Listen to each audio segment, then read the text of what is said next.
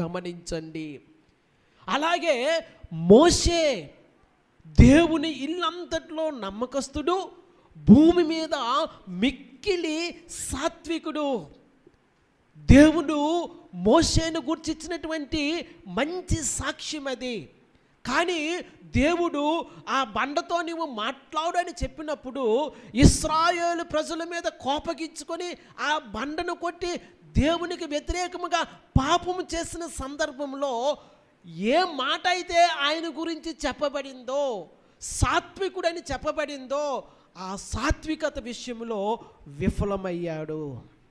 దావీదు యథార్థమైనటువంటి వ్యక్తి, దేవుని ఇష్టానుసారమైనటువంటి వ్యక్తి, దేవుని చిత్తాన్ని జరిగించే వ్యక్తి. దావీదులో ఒక ప్రత్యేకమైన సంగతి ఏంటంటే ఆయన యథార్థత.